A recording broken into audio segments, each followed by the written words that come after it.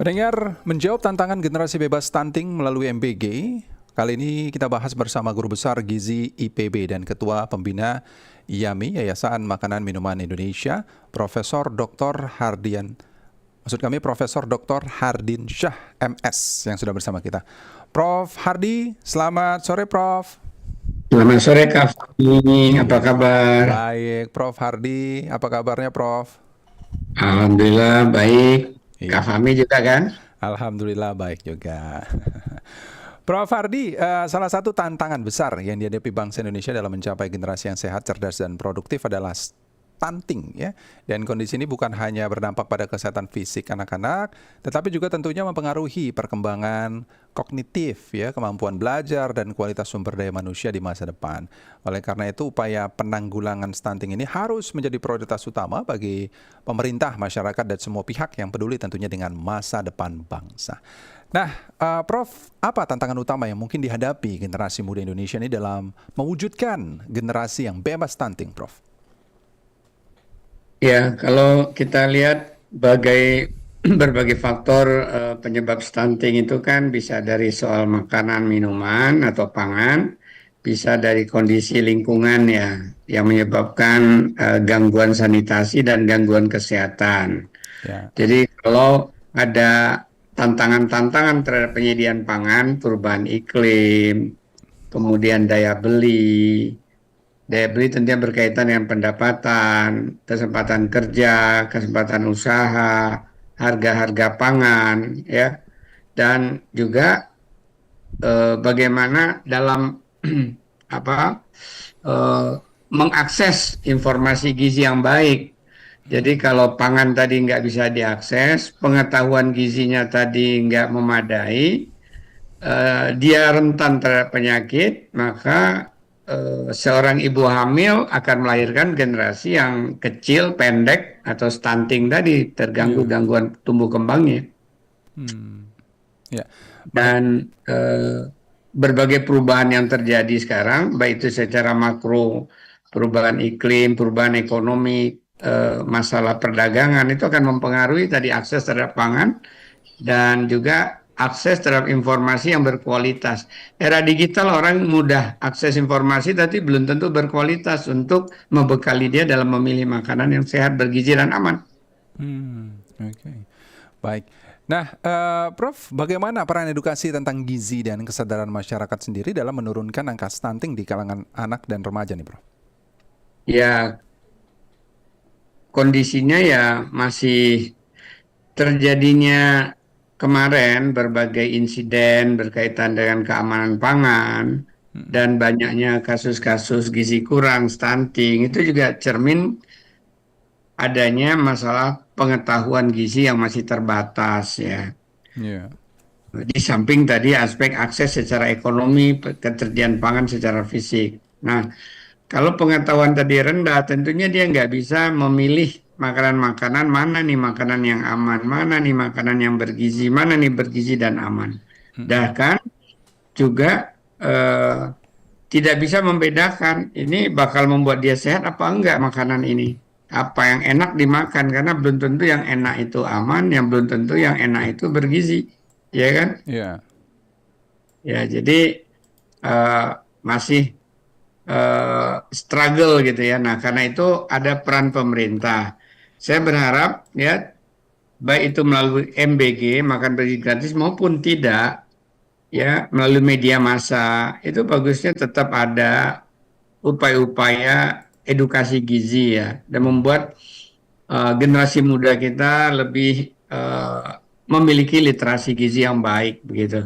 Karena sekarang peran TikTok juga kan sebenarnya berbagai kementerian belum masuk mendidik masyarakatnya melalui TikTok ya. MBG belum ada mendidik di TikTok, BGN, Kemenkes juga belum. Nah ini kan perlu kita ajak supaya tidak hanya orang-orang yang jadi eh, banyak follower di TikTok yang belum tentu isinya benar, tapi bisa juga pesan-pesan dari kementerian tadi, misalnya dari Kementerian Kesehatan dan Pendidikan, dititip kepada mereka-mereka yang eh, jangkauan masyarakatnya melalui TikTok besar misalnya gitu ya. Hmm. Atau di samping juga pendekatan di posyandu, di sekolah-sekolah karena ada sekolah posyandu yang tidak akses ke internet kan, sistem Ya. digital. Hmm. Ya. Ini berarti dengan kata lain ya sebenarnya ya pemerintah juga harus terjun gitu ke dunia ke media sosial untuk mempublikasikan atau mengedukasi masyarakat gitu ya, Prof ya. Harus saya kira karena eranya sekarang generasi Z dan generasi Alpha ini kan memang banyak berada di sosial media. Baik. Itu sebaiknya seperti apa? Tapi sekarang kan sudah ada kayaknya hampir gitu ya semua instansi gitu sudah memiliki Instagram, media sosial juga, Prof ya. Iya, tapi apa yang dia tayangkan coba? Nah, nggak semua yang bisa jadi yang ditayangkan kebijakan, program, tapi tidak pesan-pesan yang berkaitan dengan yang dibutuhkan oleh masyarakat. Ya, jadi tinggal mendidiknya Ya lagi gitu, Prof seperti ya. Pro 3 sekarang ini kebetulan aja topik hari ini misalnya tentang makan bergizi. Ya. Apa selalu ada tiap hari rutin ada pesan-pesan hidup sehat dan gizi disampaikan. Ini udah media yang paling hebat ini kan ya dari sisi radio. Ya. Sedangkan yang lain kementerian kan belum belum tentu. Hmm. Kalau Ya. Kementerian Koperasi menyampaikan barangkali soal bagaimana regulasi koperasinya, program koperasinya.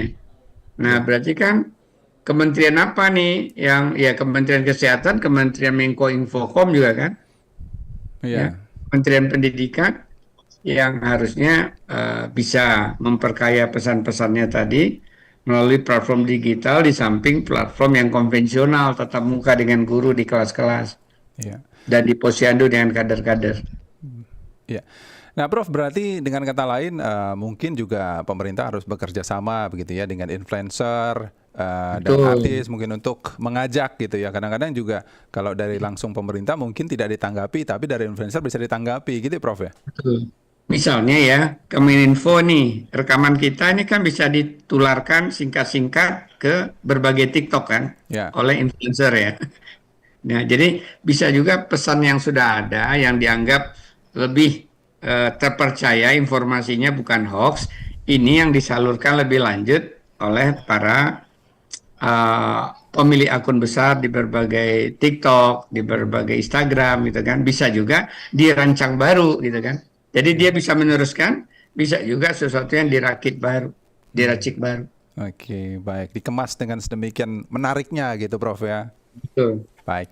Nah, Prof, bagaimana konsep MBG ini tentunya dapat menjadi solusi untuk mencegah stunting pada generasi muda, Prof? Ya, karena kan pencegahan stunting itu sebaiknya sejak usia sedini mungkin ya. Ya. Sedini mungkin artinya mulai dari kehamilan ya, bahkan persiapan kehamilan. Bisa dibayangkan ya, kalau kita tidak menyentuh ibu hamil, maka ibu hamil yang hampir 50%-nya itu kekurangan namanya kekurangan gizi anemi ya, yang gampang pucat, gampang lelah, gampang letih, ya gampang kalau dia melahirkan jadi pendarahan, pendarahan yang banyak dia bisa meninggal dunia. Nah, kalau dia tadi pucat, kurang gizi, berarti janinnya juga kurang gizi, kan begitu. Nah, Ya. jadi MBG yang diberikan kepada ibu hamil, makan bergratis yang diberikan kepada ibu menyusui, makan bergratis yang diberikan pada anak balita, itu Mm-mm. lebih dalam waktu cepat dia bisa mengatasi stunting.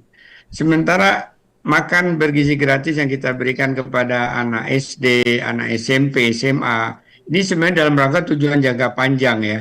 Karena ketika mereka sehat, mereka belajar dengan baik, mereka mudah akses pada ekonomi dan akses pada informasi, maka ketika dia jadi pasangan baru, pasangan suami istri baru, pasti mereka dengan kecerdasannya ya dan dengan gizi yang baik dia akan bisa melahirkan generasi yang lebih baik, tercegah stunting dalam jangka menengah dan jangka panjang. Hmm. Ya. Jadi harus lebih dini ya diantisipasinya begitu ya, Prof? Ya untuk jangka pendek ya yang MBG kepada ibu hamil ini, ibu menyusui balita itu pasti jangka pendek mencegah stunting. Tapi Mm-mm. untuk jangka panjang, bagaimana kita menyiapkan remaja-remaja, calon pengantin, calon ibu, calon bapak melalui lulus yang sekarang mereka duduk di SMP, yang sekarang mereka duduk di SMA, ya, Ya. yang nanti kalau lulus SMA bisa jadi 3-5 tahun lagi dia menikah. Bahkan di berbagai pedesaan, begitu lulus SMP sudah ada yang siap-siap menikah gitu kan. Iya, iya. Jadi ini juga menjadi salah satu tantangan kita bagi pemerintah juga ya, Prof ya. Betul. Ya. Karena itu bagaimana termasuk mengatasi kawin dini. Karena takut nggak siap secara biologi, secara gizi kan, dan secara sosial dan mental juga. Ya. Nah, Prof, bagaimana MBG ini terintegrasi nanti dengan program lain seperti posyandu dan imunisasi, tentunya untuk menciptakan efek sinergis dalam menurunkan prevalensi stunting sendiri dari 21,6% menjadi target di bawah 14% pada 2029, Prof. Gimana, Kak Fahmi? Jadi bagaimana MBG ini nanti terintegrasi dengan program lain seperti posyandu gitu dan imunisasi untuk Ya, menciptakan efek sinergis, Prof. ya. Karena posyandu itu sudah menjadi wahana secara non formal ya, dan Ya. juga dibantu secara formal oleh Kemendagri, juga oleh Kementerian Kesehatan, dan hampir setiap RW itu ada posyandu. Itu merupakan wahana eh, pelayanan kesehatan non formal paling dekat dengan masyarakat. Jadi kalau kita ingin menyalurkan makan bergizi gratis, itu kalau melalui kader-kader posyandu, itu kan pertama lebih efisien karena mereka udah kenal, lebih terawasi karena mereka sehari-hari berada di sana, kenal mana ibu hamil, kenal mana ibu menyusui, kenal mana ibu balita, dan menimbulkan jadi media membangun keagraban kan kalau diintegrasikan. Posyandu selama ini sudah melakukan upaya pemantauan status gizi ibu hamil, anak balita, ibu menyusui, berarti data dasar tentang nama, tentang berat badannya, tentang tinggi badannya, tentang kondisi kesehatannya, itu sudah ada catatannya di posyandu.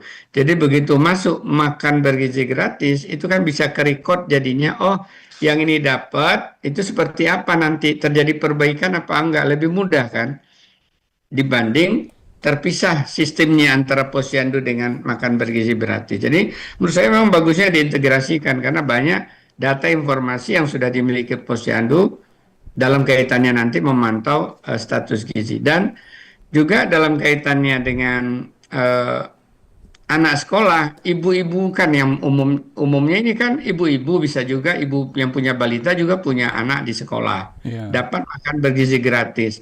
Ketika anaknya di sekolah dididik, diberi pendidikan gizi sebelum makan dan makan gratis, ibunya diberi posyandu, juga diedukasi, nanti di rumah kan ibu ketemu dengan anak, jadi nyambung kan?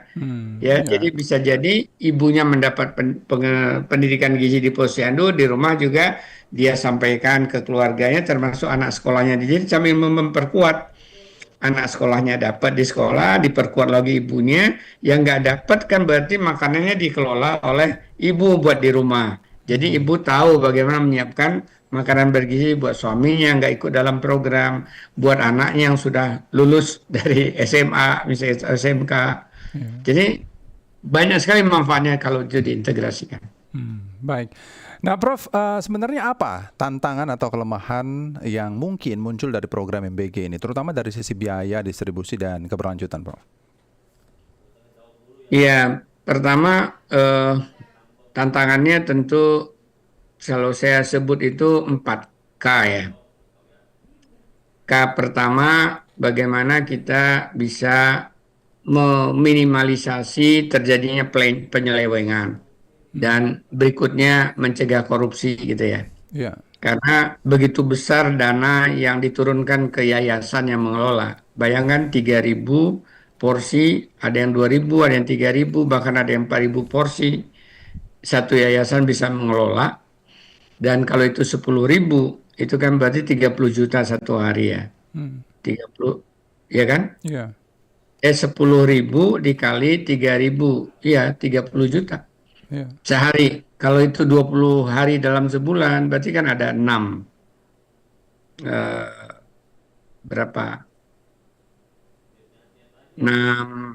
enam 600 juta 600 ya. juta, ya. Hmm. Jadi ini uang yang 10.000 per porsi, itu kan ada 2.000 di dalamnya kurang lebih itu kan untuk transportasi ya. Iya. Ya untuk pengolahannya. Karena kalau sarjananya kan itu langsung ditanggung oleh pusat ya, 3 sarjana yang bekerja. Nah ini godaan di mana-mana pasti ada ya. Namanya aja Nabi Adam aja bisa digoda setan iblis ya. Iya. Nah, karena itu untuk mengatasi karena sederhananya Bu ya orang gizi, kalau makanan tadi makin lama makin kecil Iya. sampai ke sekolah dimakan anak, itu berarti ada something wrong yang harus diwaspadai, pengawasan. Hmm. Ya. Karena nggak ada gunanya MBG sudah sekian 10.000 dapur, tapi kalau pengawasan penggunaan keuangan yang terwujud dari besarnya porsi nasi, besarnya porsi ikan, porsi daging, porsi tempe, besarnya porsi buah yang diberikan, nggak sesuai dengan yang menu sudah dilatihkan, sudah distandarkan. Kalau semakin besar, alhamdulillah, tapi kok bisa besar aneh juga, siapa lagi yang bantu kan? Ya. Tapi kecenderungannya kan, kalau nggak diawasi itu nanti semakin kecil. Nah, itu yang penting. Itu tantangan itu. K, ya. K Ya. pertama itu mencegah korupsi. Oke. Nah, tantangan kedua, keamanan pangan. Ya, Ya. mencegah supaya jangan sampai terjadi insiden tidak amannya pangan dimakan. Jadi keamanan pangan K kedua ini penting lagi-lagi, ya. Sebenarnya menjadi tenaga masak, penjamah makanan, menjadi sarjana di satuan pemenuhan kebutuhan gizi ini, itu kan sudah dilatih. Ya. Tapi kan ini ada pihak yayasan yang tempat menyalurkan secara kelembagaan uangnya. Ya. Nah ini kan harus harmonis nih hubungan antara yayasan dengan sarjana yang ditunjuk pemerintah, digaji pemerintah untuk bekerja di sana. Dalam arti pengadaan makanannya, bahan makanan, entah itu tiap hari, entah itu sekali seminggu, entah sekali 3 hari, tergantung jenis makanannya. Kemudian penyimpanannya berarti yayasan harus menyediakan tempat penyimpan dingin yang memadai, yang cukup, tempat penyimpanan tidak dingin yang juga memadai. Bayangkan kalau menu hari ini misalnya ayam, satu potong ayam dipotong 10 potong, berarti kan perlu 300 ekor ayam hari tersebut ya.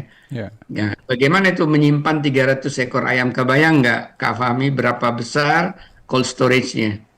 Kalau dia sekali beli untuk 3 hari minggu depan, dia mau ngirit pengadaan 900 ekor lebih murah dibanding membeli 30 ekor, 300 ekor. Nah ini kan harus dikaitkan dengan sistem penyimpanan dingin. Ya. Ya. Jadi jangan sampai karena tergiur mengelola, mencari hematnya, dibeli partai besar tapi tempat penyimpanan dinginnya nggak memadai. Atau listrik. Siapa yang menjamin listriknya nggak mati? Ya kalau di Jabotabek sih hampir tidak pernah listrik mati ya. Bahkan diumumkan kalau mau mati bahwa besok listrik akan padam. Di luar Jawa, apalagi di NTT, Maluku, Ya. Papua, ya listrik itu hanya waktu-waktu tertentu nyalanya. Nah, berarti gimana nih kalau dia tadi ngandalin listrik, berarti dia harus beli genset. Nah, itu kan harus diawasi. Ada nggak dia miliki genset untuk menjamin kalau listrik mati, dia otomatis storage dinginnya ini, cold storage-nya ini, freezer-nya ini tetap nyala. Ya. Dan itu di desa-desa soal listrik itu sering masalah. Ya, nah itu termasuk tantangan yang kedua, ya. Sama tadi, kalau udah dilatih pasti dia bisa menjaga keamanan pangannya. Tapi ketika itu diantar, kan sopir-sopir juga harus dilatih bagaimana cara memegang boxnya, cara ngangkat, cara nurunin. Ya. Kalau dia flu dia jangan kerja. Nah, teman-teman kita bekerja di desa-desa jadi sopir angkut, mau nggak dia berhenti 1 hari karena dia flu batuk? Nggak mau. SOP-nya kalau orang batuk flu itu jangan bekerja dengan makanan Ya. karena bisa menularkan virus flu-nya. bakteri demam batuknya gitu kan. Ya. Karena kalau dia digaji harian, pasti orang nggak mau. Karena kalau nggak masuk, pasti nggak dapat uang hari itu. Iya. Nah ini sistem penggajian untuk sopir, untuk yang ngangkut-ngangkut, itu akan menentukan juga jadi tantangan. Nah bagaimana membuat karyawan sehat? Nah harusnya mulai tahun depan, semua yang bekerja dengan MBG, termasuk guru, itu diberi makan, diberi juga gratis gitu. Sehingga dia terjaga kesehatannya. Bayangkan tiba di sekolah, ada guru kelas, dia demam flu, dia ikut megang boxnya, kasih ke anak.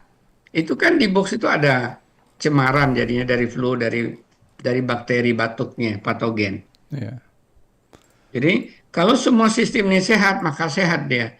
Kalau ada sistem ini yang nggak sehat, bagaikan mobil lah. Kalau ban belakangnya bocor, ban depan yang dua bagus tuh nggak akan jalan. Betul nggak? Betul, betul. Jadi sistem keamanan pangan ini harus dikaitkan juga kesehatan pekerja. Kerjanya harus terjaga kesehatannya, berarti gizinya juga pekerjaannya harus dipenuhi. Ya. Itu K yang kedua. Baik. Kayak yang tiga ada nih Pak ya. Nah, K yang ketiga itu Nah, Prof, maaf saya potong ya. Ya. Kayak yang ketiga nanti akan kita lanjutkan selepas informasi yang satu ini ya Prof ya. Baik. Nah, pendengar Anda juga bisa bergabung bersama kami untuk langsung bertanya ya kepada Profesor Hardiansyah. Silakan, Anda bisa sampaikan ke Prof Hardiansyah pertanyaan Anda di 352 3172 384 4545 dan 386 2375. Kami akan kembali selepas informasi yang satu ini. Indonesia Menyapa Sore. Pendengar, kami masih membahas mengenai menjawab tantangan generasi bebas stunting melalui MBG bersama Guru Besar Gizi IPB dan Ketua Pembina YAMI Makanan Minuman Indonesia, Yayasan Makanan Minuman Indonesia ya, Profesor Dr. Hardi Syah MS. Prof Hardi masih bersama kami ya Prof?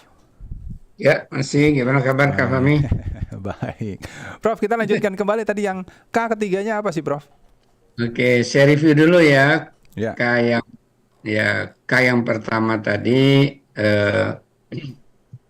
korupsi harus dicegah. K yang kedua, keamanan pangan harus ditegakkan. Jangan sampai ada insiden keracunan pangan atau keamanan pangan. K yang ketiga, kekurangan gizi. Nah, akibat dari K pertama dan K2, kalau kita lalai, itu bisa menyebabkan kekurangan gizi. Harusnya MBG kan memperbaiki status gizi. Berat badannya bertambah, tinggi badannya bertambah lebih cepat. Kalau anak-anak diare, ya nggak bersih, makanannya menyebabkan dia mual muntah, itu berat badan jadi berkurang. Ya, kalau amannya sudah, ya nggak ada nih insiden keamanan pangan, anak nggak diare, anak nggak sakit-sakitan, bagus. Tapi makanan yang diberikan makin hari makin kecil karena K1 tadi, maka K3 juga. Ya makannya aman tapi ukurannya separuh dari yang seharusnya. Jadi tetap kekurangan gizi jadinya anak-anak. Ya, kemudian juga K3 ini jangan sampai makanan ini dianggap sebagai pengganti makanan yang di rumah. Jadi udah anak nggak sarapan ke sekolah, kemudian dia di sekolah dapat makan siang, pulang nggak perlu makan snack lagi. Ya, artinya ini kan bukan sebagai penambah. Harapan kita kan ini penambah.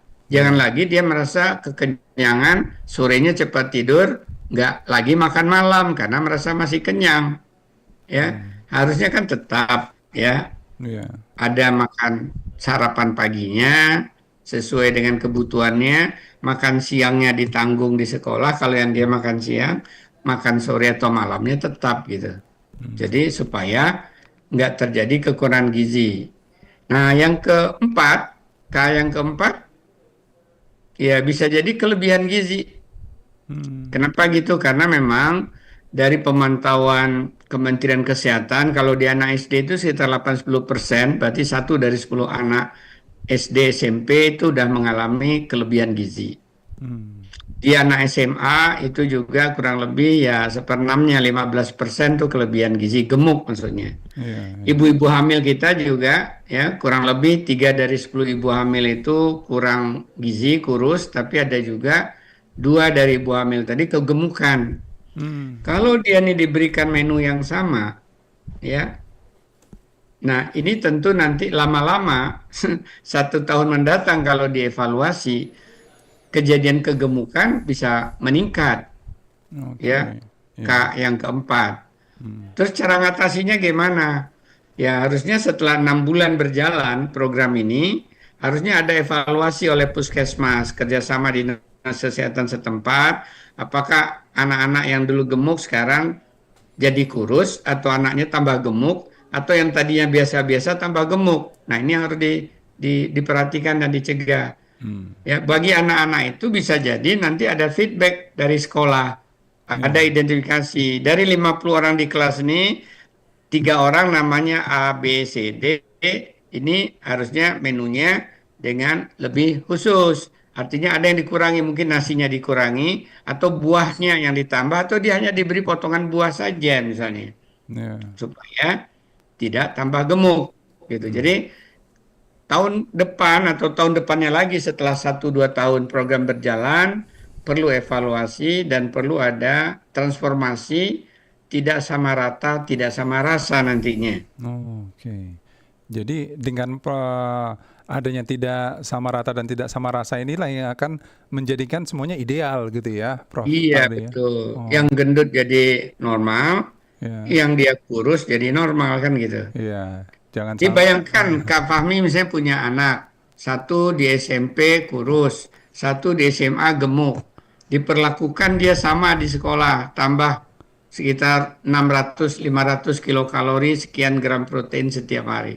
Ya. Di rumah dia tetap makan, ya kan? Nah, Akhirnya hasilnya beda. Iya, iya, iya. Ini juga ya menjadi udahlah itu PR. namanya kalau kita usaha diversifikasi usahanya nanti. Ah, Sekarang ini kan masa kita memulai, ya, ya, niat baik terus ya. Tapi setelah itu harus ada pemantauan dan evaluasi supaya ada diversifikasi program. Di ya. samping pendidikan harus diberikan. Nanti anak itu sembilan.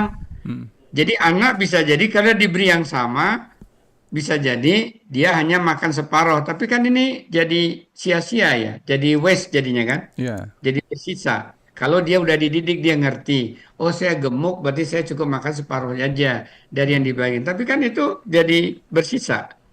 Hmm, Sisa memang bisa digunakan, tapi kalau sisa itu banyak, bayangkan 20% di Indonesia atau 10% dari sekian juta, itu kan meter, itu kan bermakna dalam arti ekonomi, iya. ya. Karena 10 gram daging itu ada artinya. Betul. 10 gram ayam itu ada arti ekonominya. Kalau 1 kilogram misalnya 30.000 ayam, 10 gram itu berarti berapa? 300 perak kan? Iya. Tapi kalau oleh sejuta orang, berapa banyak itu uang Hmm, hilang? iya. Jadi PR juga, Pak. Ya, maksud saya itu kalau dalam usaha namanya diversifikasi usaha. Iya. Ada. Jadi kemasan yang ada di dalam ompreng itu nanti ada ompreng yang berwarna. Hmm, Ada ompreng yang di label buletan merah, ini buat yang gemuk. iya. Ompreng yang diberikan yang warna hijau, bulatan hijau, itu berarti buat yang normal. Hmm, Ompreng buat yang kurus, itu dikasih merah, harusnya jumlahnya lebih banyak, biar cepat dia naikkan. iya. Iya. Jadi biar semuanya anak-anak Indonesia nanti bisa ideal dan juga bisa Weh, itu dia. tercukupi gizinya gitu ya. Tapi saya Baru menuju penasaran. Indonesia emas nanti. Ah, tapi saya penasaran juga, Prof. Sebenarnya dalam satu porsi MBG itu apa saja sih komponen gizi, makro dan mikronya? Tapi nanti akan kita bahas ya, Prof. Kita jeda dulu ya. Hmm. Hmm. Baik. Pendengar sekali lagi Anda bisa bergabung bersama kami untuk bertanya langsung bersama Profesor Dr. Hardinsyah ya mengenai bagaimana sih menjawab tantangan generasi bebas stunting melalui MBG ini, atau juga mungkin Anda mengalaminya gitu ya di kota Anda. Anda bisa langsung bertanya pada Prof. Hardinsyah ya. Selepas yang satu ini kami akan kembali. Tetaplah bersama kami. Terima kasih mendengar, Anda masih terus bersama kami di Dialog Interaktif Komdigi, menjawab tantangan generasi bebas stunting melalui MBG. Dan masih bersama Profesor Dr. Hardin Shah, MS. Prof. Hardi, Yep. mungkin Gimana, bisa Kak menjawab Fahmi? tadi, sebaiknya itu seperti apa sih, Prof? Dalam satu porsi MBG itu apa saja mungkin komponen gizi, makro dan mikronya yang disertakan nanti, Prof? Memang pertanyaannya keren ini, cuman saya khawatir masyarakat nggak ngerti vitamin mineral ini itu ya. Jadi sederhananya itu makanan tadi bergizi kalau satu Ya. tersaji di dalam ompreng tadi tempat makan atau piring itu beragam makanan. Apa maksudnya beragam? Ada makanan pokok. Apa itu makanan pokok? Yang mengandung karbohidrat seperti nasi atau jagung atau ubi atau sagu kalau di Indonesia Timur gitu ya. Atau bisa juga mie lokal kita buat ya. Atau tadi roti lokal juga bisa dibuat gitu ya. Itu Ya. namanya pangan sumber karbohidrat. Ada yang kedua lauk pauk. Bisa ada ayam, bisa tahu, bisa tempe, kombinasinya bisa telur, bisa ikan, bisa daging, ya, atau belut, ya, kombinasinya. Ya. Jadi ada makanan pokok, ada lauk pauk, ada sayur. Sayur udah jelas bisa barangkali bayam, bisa kangkung, bisa sawi, bisa daun singkong. Kalau di Sumatera sana hobi makan singkong kan, daun Ya. singkong bisa yang lebih keren lagi brokoli, misalnya tergantung yang tersedia lah. Kalau di Cipanas sana kan banyak brokoli kali. Ya. Nah, itu yang ketiga sayur. Kemudian yang keempat harus ada buah. Tapi tidak berarti buahnya ditempelkan ke nasi, karena kan buah tadi kalau dia tadi bentuk utuh dicuci, makanya omprengan itu kan ada lubang-lubangnya tuh, ada lubang tempat nasi, ada lubang tempat lauk, ada lubang tempat sayur, ada lubang tempat buah.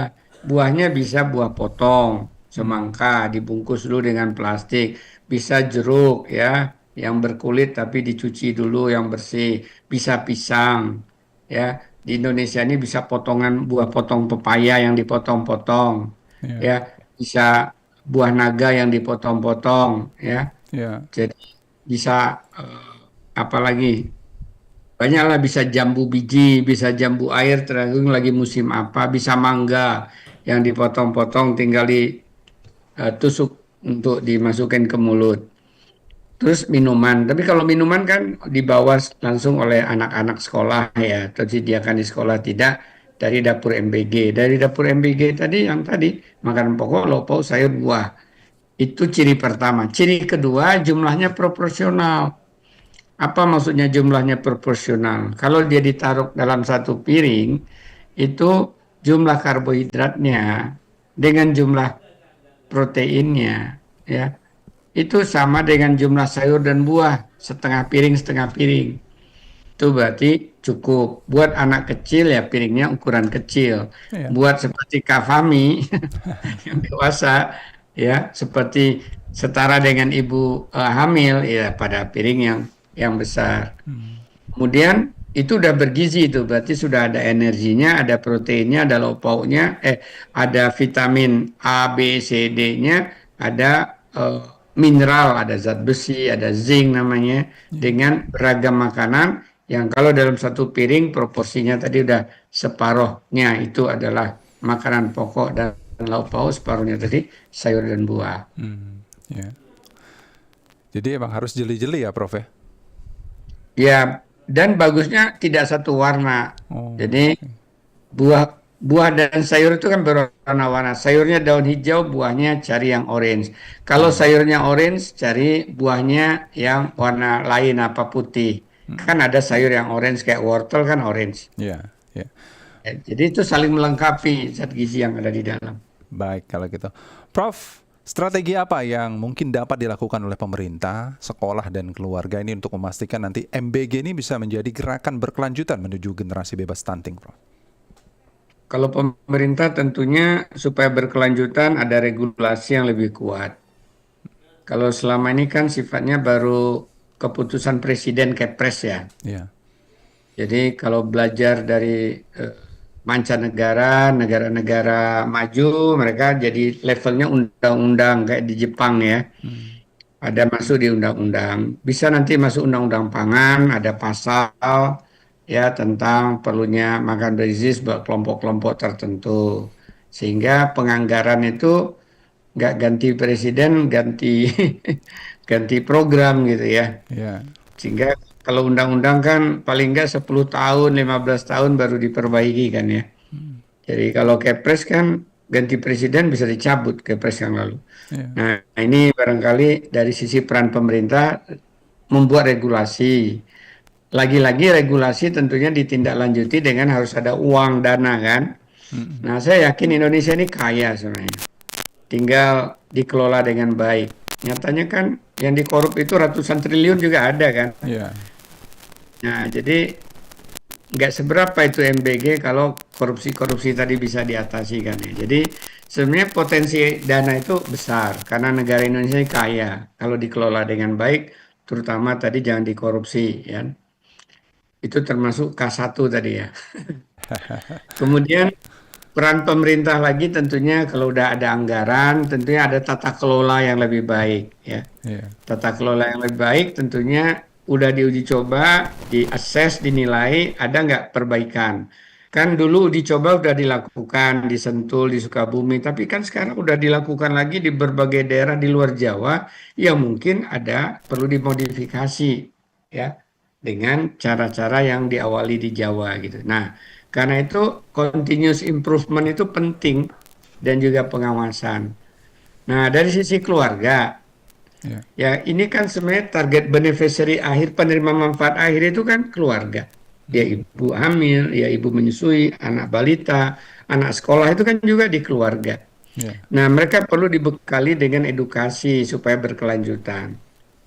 Apa maksudnya? Edukasi memilih makanan yang hemat sehingga di rumah pun mereka bisa melakukan hal-hal yang tadi ditunjukkan makan bergizi gratis. Oh, ternyata satu ompreng ini ada ikan, ada ini, ada ini. Oh, segini toh susunan lauk pauk, sayur, buah, lauk dan makanan pokok yang dibilang bergizi sehingga keluarga juga bisa menerapkan di rumah dan bisa dengan cara-cara hemat begitu ya. ya, Karena andaikan suatu saat negara krisis terjadi suatu pendadakan nggak mampu membiayai, keluarga-keluarga siap karena dia punya pengetahuan dan keterampilan gitu kan. ya. Membuat bahkan kalau dibuat sendiri itu 4.000 5.000 barangkali selesai gitu kan. Ya, karena kan nggak ada ongkos transport, nggak ada biaya eh, tukang masak gitu kan. Baik, baik. Jadi ya saya kira ini penting karena itu bahkan menurut saya edukasi dilakukan dulu baru MBG makanannya datang itu akan lebih baik. Baik. Edukasi bagaimana cara makan, edukasi bagaimana supaya aman, gurunya tahu cara menciptakan makanan yang aman, bagi-bagi makanan yang aman, memeriksa makanan yang aman, ya orang tuanya juga tahu. Nah setelah mereka tahu, baru makanan datang. Ya kemarin-kemarin apa boleh buat karena memang ini program harus cepat jalan. Jadi makanannya lo datang, edukasinya belakangan. Ya, Tapi ke depan menurut saya edukasi dulu baru datang makanannya. Jadi udah tahu dia jaga kebersihannya, tahu dia cara aman makannya ya. dan akan dihabisi dia syukuri itu. Makasih. Baik kalau gitu. Prof. Hardy terima kasih sudah menjelaskan panjang lebar. Mudah-mudahan apa yang sudah disampaikan tadi bermanfaat ini untuk masyarakat Indonesia semuanya. Sekali lagi terima kasih Prof. Dan waktu kita ngobrol lagi mengenai hal yang lebih jauh. Selamat Baik, sore Prof. terima kasih Kak Fahmi. Salam sehat selalu, Salam Prof. buat pendengar semua. Iya. Assalamualaikum. Waalaikumsalam warahmatullahi wabarakatuh. Demikian dialog interaktif kita bersama Komdigi yang mengangkat topik menjawab tantangan generasi bebas stunting melalui MBG bersama Guru Besar Gizi IPB dan Ketua Pembina YAMI Yayasan Makanan Minuman Indonesia Profesor Dr. Hardin Syah MS. Dan akhirnya saya Fahmi Andrian juga harus pamit dari ruang dengar Anda. Selamat sore, kita akan jelang warta berita pukul 17 waktu Indonesia Barat. Sampai jumpa.